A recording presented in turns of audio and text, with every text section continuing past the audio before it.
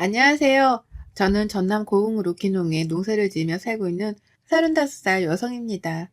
3년 전 있었던 집안의 큰 문제로 인해 시댁과 인연을 끊고 남편과 아이와 함께 시골로 내려왔어요. 그로 인해 저희 두 사람의 인생을 다시 한번 뒤돌아보게 되었고, 그 누구의 방해도 받지 않는 평화로운 인생을 살아야겠다고 마음 먹게 되었습니다. 남편은 저와 함께 농사를 지으며 금, 토, 일 이렇게 3일은 할머니, 할아버지들께 한글을 가르쳐 드리고 있어요. 원래 저희는 서울에 있는 학원에서 농술 강사로 근무를 했었거든요. 그래서 그 경력을 살려 지역사회에 작은 보탬이 되고 있답니다. 사실 저희가 처음에 시골로 오게 된 이유는 도피의 목적이 컸어요. 늘 남편에게 희생을 강요하던 시댁 때문이었죠.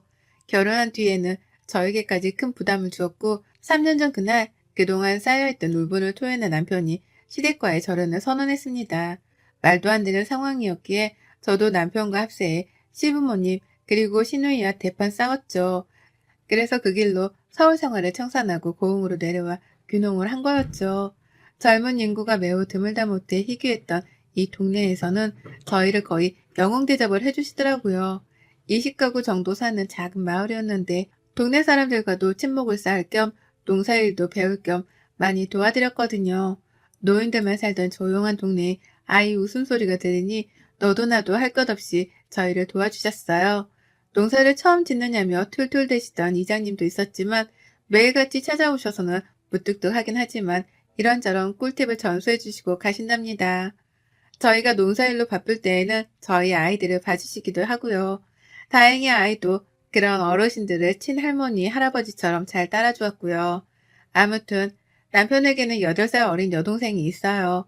바로 저희가 고흥으로 내려오게 된 이유이자 앞서 말씀드린 문제, 그 시누이죠. 오냐오냐 잘한 탓에 건방지고 버릇없는 생각 없는 시누이지만 제가 보기엔 그 시누이를 감싸가도는 시부모님이 더 문제인 것 같아요. 시부모님이 남편을 낳고 어렵게 시누이를 가졌는데 시누이가 미숙아로 태어나 크게 아팠다더군요. 그래서 과하다 싶을 정도로 시부모님의 그늘 아래서 오냐오냐 길러졌고 점점 기고만장해지며 모든 권리를 당연하게 생각하는 아나무인의 성격으로 변해갔죠. 남편은 어려서부터 오빠니까 양보해야 한다, 동생이니까 잘 챙겨줘야 한다는 말을 듣고 자랐어요. 반항심이 생길 법도 한데 부모님이 동생 때문에 힘들어하시는 모습을 보고는 아무런 말도 할 수가 없었다며 그저 그러려니 하면서 자랐대요.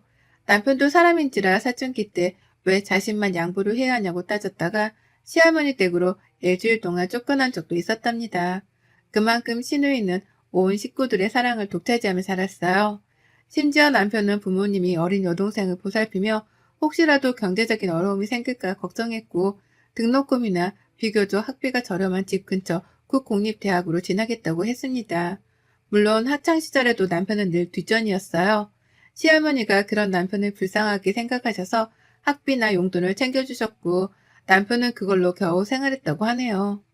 부모의 관심과 사랑이 필요했던 나이였음에도 불구하고 오로지 책임감만을 강요하던 시부모님에게 얼마나 많은 실망을 했을까 생각도 들더라고요.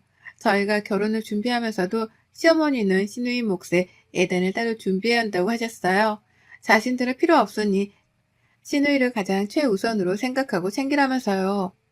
예, 네 시누이 될 사람이 우리 집안에서 얼마나 귀한 존재인지 아니? 예단임을 할 때는 우리 거 굳이 준비 안 해도 시누이 거 꼭 챙기거라. 비싸고 좋은 거 잘 골라서 대접해야 한다 이 말이다. 섭섭하지 않게 알아서 잘 하리라 믿는다. 배울 만큼 배웠으니 어느 정도 생각은 있겠지. 언니, 들었죠? 우리 엄마가 이렇게 통이 크다니까? 나 백화점 가서 내가 직접 고르고 싶은데 그래도 되죠? 내가 안 하려고 했는데 하도 해야 한다고 그러네? 그래서 말인데 이번 주 주말에 나랑 같이 백화점 가요. 저희가 결혼을 28살에 했어요. 그때 시누이 나이가 갓 20살이었고 그저 어린 동생 하나 더 생긴다고 생각하고 좋은 게 좋은 거라고 나이에 맞지 않지만 명품 가방, 원피스, 화장품을 풀세트로 맞춰주었어요. 평생에 한 번뿐인 결혼식이었고 솔직히 시댁 식구들한테 밉보이고 싶지 않았거든요. 친정이 여유가 있던 덕분에 결혼할 당시 지원을 많이 해주셨습니다. 남편이나 저나 나름 인기 강사여서 벌이도 괜찮았는데 빚 없이 살아야 한다며 집을 해주셨어요. 대신 나머지 혼수나 필요한 건 저희 보고 알아서 하라고 하셨죠. 모든 준비를 차질 없이 다 하고 저희는 양가 어른들의 축복 속에서 행복한 결혼식을 올리게 되었어요. 공교롭게도 직장과 신혼집은 시댁 근처였습니다. 강사로 근무를 하며 외적인 부분도 많이 신경을 써야 했기에 많지는 않지만 약간의 명품 가방, 옷들을 가지고 있었죠. 평소에 옷이나 액세서리에 관심이 많지 않았지만 강사 일을 하다 보니 어쩔 수 없더라고요. 비싸지는 않아도 있어 보이는 그런 것들을 많이 가지고 있었어요. 한 번은 시댁 식구들과 집들이를 하는데 시누이가 집 구경을 하고 싶다더라고요. 아무 생각 없이 구경하라 했습니다. 가져갈 것도 없고 어차피 식구니까 집을 둘러볼 수도 있는 거였으니까요. 하지만 너무 안일하게 생각했던 탓이었을까요? 그게 제 인생 최대의 실수였죠. 그것을 계기로 시누이는 저희 신혼집에 뻔질나게 드나들며 이것저것 빌려가기 시작했습니다. 시댁 형편이 좋았던 것은 아니었기에 매달 저희가 200만 원씩 용돈 겸 생활비를 드리고 있었어요. 남편은 모르는 돈이었습니다.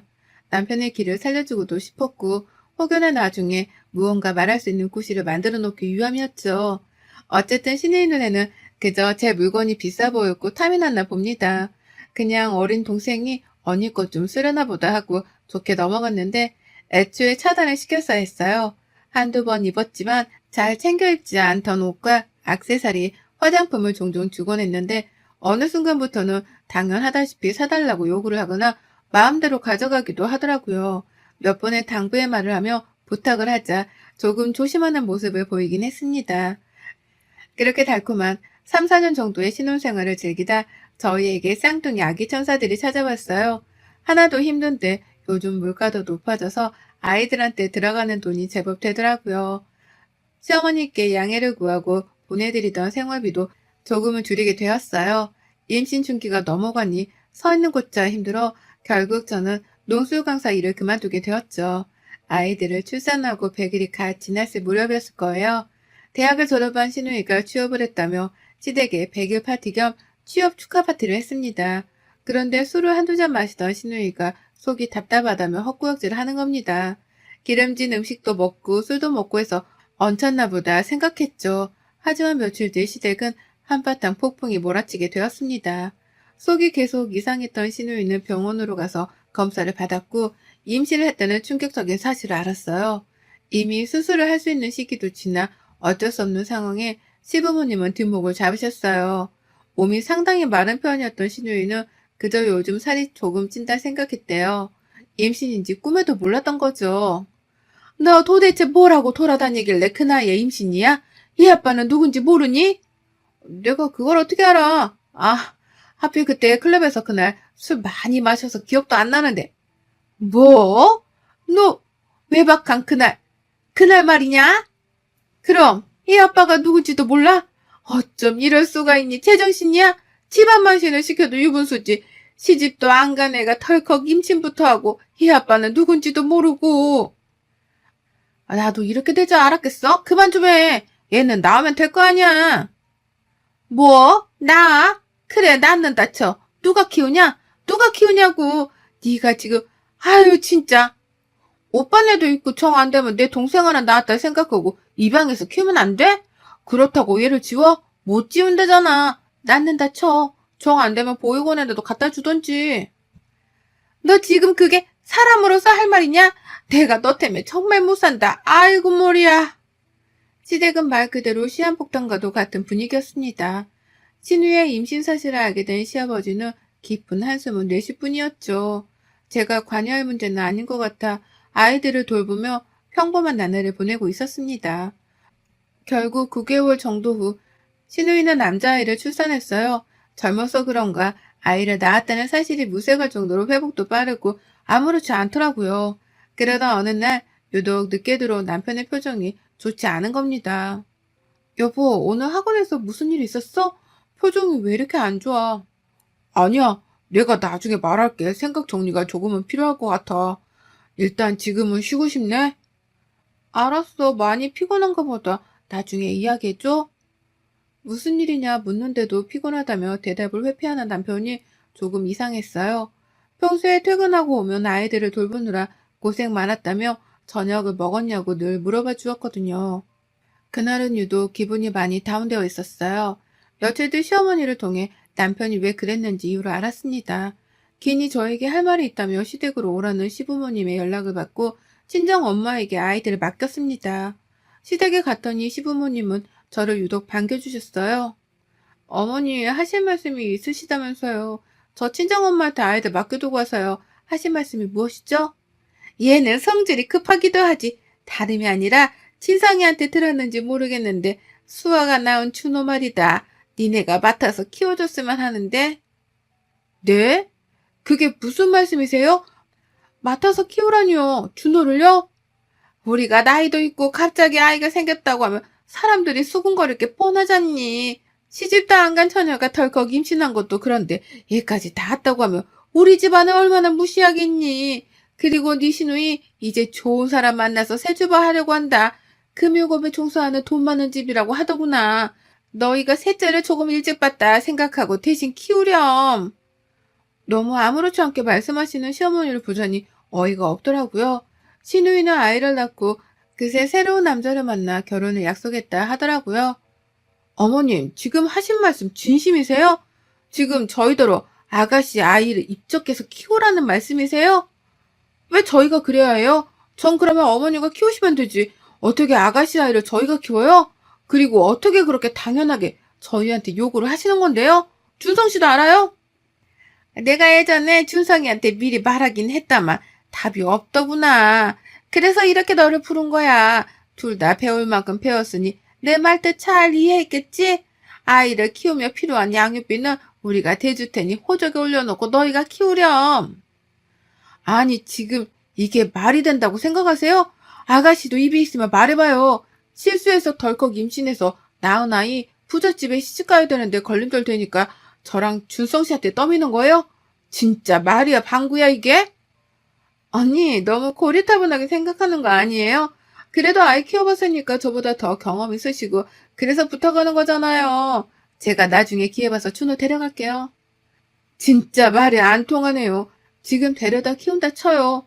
나중에 언제? 이혼 불사하고 사실 나 아이 있다. 뭐 이렇게 떠벌릴 거예요? 퍽이나 그 결혼생활 유지 잘 되겠네요. 이대로는 가만히 못 있어요. 왜 떳떳하지도 않은 과거를 저희한테까지 피해 끼치면서 숨기려고 하는데요? 당당하게 만나고 이해해줄 사람 만나면 되는 거지. 예, 너까지 정말 왜 이러니? 어려운 부탁하는 것도 아니고 그냥 둥이들 키울 때 조금씩 같이 하면 되는 거잖냐. 뭘 일이 삐딱하게 굴어. 시애미가 하라면 하는 거지 무슨 말이 많아? 우리 아들은 착해 빠져서 내가 말하면 알겠다고 다 대답하는데 너는 버르장머리가 없구나. 어머니, 버르장머리가 아니라요. 이건 경우가 아닌 거죠. 지나가는 사람들 붙잡고 물어보세요. 시누이가 원나잇으로 낳은 아이 시집가야 하니 대신 키워야 한다. 동의하냐? 물어보면 하나같이 미쳤냐? 그럴걸요? 저는 제 상식 밖의 행동이라고 생각됩니다. 못 들은 걸로 할게요. 정말 기가 차더라고요. 어떻게 눈빛 하나 안 변하고 저딴 부탁을 할 수 있는지 의문이었어요. 시어머니가 입적해서 자기 아들로 키우면 될 것이지 굳이 왜 저희가 키워야 하는지 이해가 가질 않았죠. 그 길로 집으로 돌아와 남편과 친정 부모님에게 이 사실을 알렸습니다. 남편은 친정 부모님 앞이라 어쩔 줄 몰라 했고 부모님은 이럴 거면 이혼하라고 노발대발 하셨죠. 남편은 분을 이기지 못하고 시댁으로 갔습니다. 무슨 일이 일어날 것만 같아 저도 곧바로 남편의 뒤를 따라 시댁으로 갔어요. 아니나 다를까 남편은 집안에 들어서자마자 온갖 물건을 집어던지며 소리치기 시작했어요.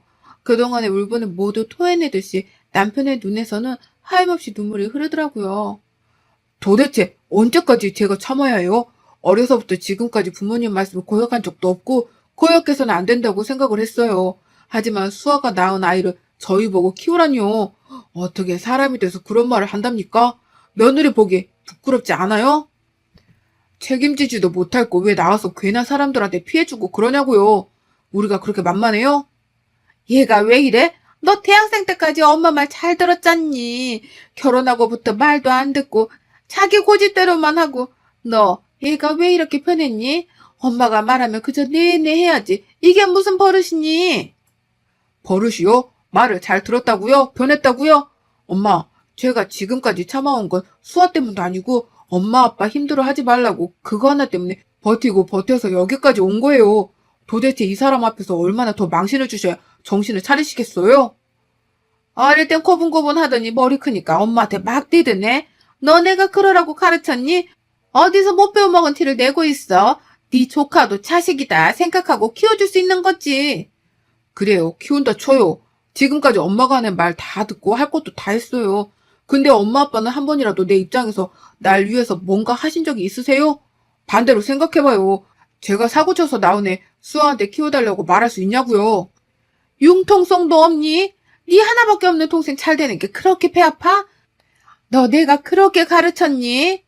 같은 말만 되풀이하며 신랑과 시어머니는 언성을 높이며 싸웠습니다. 그대로 뒀다가는 결론이 나지 않을 것 같아 뒤에서 남편을 말리던 제가 나섰어요.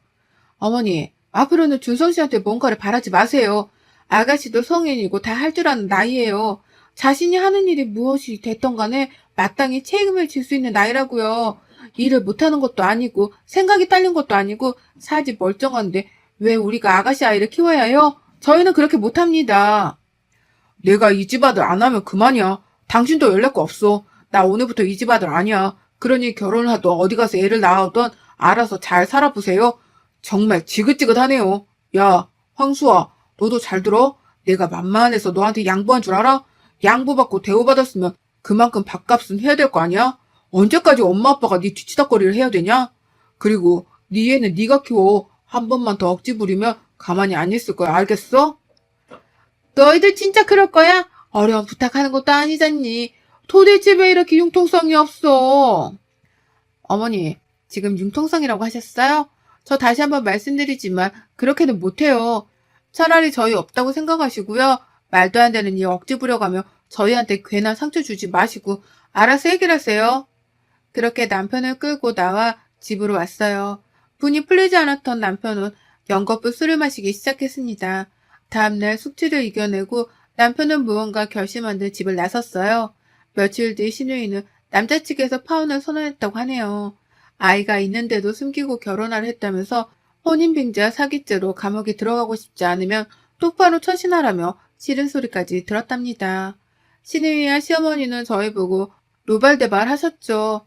알고 보니 남편이 매제된 사람을 만나 현재 모든 상황에 대해 말해주었다고 합니다. 그 말을 들은 상대방은 급격하게 표정이 굳어졌고 결국 신우에게 파혼을 선언했던 거였죠. 그 남자는 한 중소기업을 이끌며 금융업계에 종사하는 있는 집 자식이었죠. 청첩장까지 나온 마당에 파혼을 당한 신우이는 이런 망신도 없다며 집안에 틀어박혀 있었어요. 웃긴 건 출산하고 나서 단 한 번도 아이를 돌본 적이 없었습니다. 오로지 시어머니의 몫이었죠. 어느 날은 허벅지가 다 드러나는 클럽 의상을 입고는 밤새 술을 마시기도 하고 방탕한 생활을 하더라고요. 가끔은 저희에게 신세한탄하며 여전히 아이 이야기를 하며 남편 탓을 하더라고요. 언니랑 오빠가 얘 키운다고만 했어도 입만 닫고 있었어도 내 인생에 이렇게 시궁창 같지는 않을 거야. 얘 키워준다고만 했어도 되는 문제였는데 정말 너무 원망스럽다. 그렇게 끝까지 이기적이고 양심 없는 신우이와 시어머니의 태도에 질린 저는 남편과 상의 끝에 서울에서 제일 멀리 떨어진 곳으로 떠나자고 약속을 했습니다. 여러 후보지들이 있었는데 저희는 전남 고흥이라는 지역으로 가게 되었죠. 시댁을 손절하고 남편과 아이들과 함께 무작정 고흥으로 내려와 적당한 크기의 전원주택을 샀고 300평 정도의 농사를 지을 땅도 마련했습니다. 당장의 농사 지식은 없었지만 군에서 지원해주는 것과 동네 어르신들의 가르침하에 농사를 조금씩 짓기 시작했어요. 깡 시골로 내려온 이후는 회피의 목적도 있었지만 매번 쫓기듯 괴로웠던 현실에서 탈출해 조금은 자유를 만끽하고 싶어졌죠. 그렇게 고흥으로 내려오고 시간이 꽤 흘렀습니다. 둥이들도 맑은 공기를 마시며 이리저리 뛰어다니기 바빴죠. 동네 어르신들이 많이 도와주신 덕에 계절별로 작물을 심어 팔아보기도 하고 저희가 먹기도 했어요. 남편은 서울에서의 생활을 그리워하는 듯 했지만 저와 아이들만 있으면 어디든 상관없다며 농사일도 배우고 할머니, 할아버지께 한글도 가르쳐드리고 있는 겁니다. 얼마 전에 우연히 듣기로는 신우이는 취직을 아직 못해 일용직 아르바이트를 전전하고 있다고 하더라고요. 가끔 클럽이나 모임을 다니면서 사람을 많이 만나고 다니고 빨리 새 출발을 하고 싶어 해요. 신우이가 진심으로 사람을 대하지 않는 이상 아마 평생 결혼 못하지 싶네요. 남편은 고흥으로 내려온 뒤 심적으로 많이 편해진 상태예요. 오로지 저희 가족만 생각하고 저희만을 위해 살 수 있는 자체가 좋다고 하더라고요. 다른 건 신경 안 쓰고 앞으로의 행복을 위해 열심히 노력할 겁니다. 종종 시어머니와 시누이가 연락을 시도하지만 차단을 해둔 덕에 닿지는 않고 있어요. 차라리 보육원에서 새로 입양을 해서 키우는 거라면 몰라도 시누이가 사고쳐서 낳은 아이를 저희가 맡아서 키워야 하는 건 법으로 정해져 있는 것도 아니잖아요. 상당히 어이없고 다시는 생각하기도 싫지만 시댁과 연을 끊고 지내는 지금 무지 행복합니다. 시골만의 특유한 감성이 있거든요. 아무쪼록 여러분들 중에도 저와 비슷한 상황을 가진 분이 계실지는 모르겠지만 인생 살면서 너무 착하게만 사는 건 많이 아닌 것 같습니다. 너무 배려하다 보면 저희 꼴 납니다. 저희는 앞으로 더 행복해질 예정입니다. 여러분의 생각은 댓글로 남겨주세요. 오늘도 시청해주셔서 정말 감사합니다.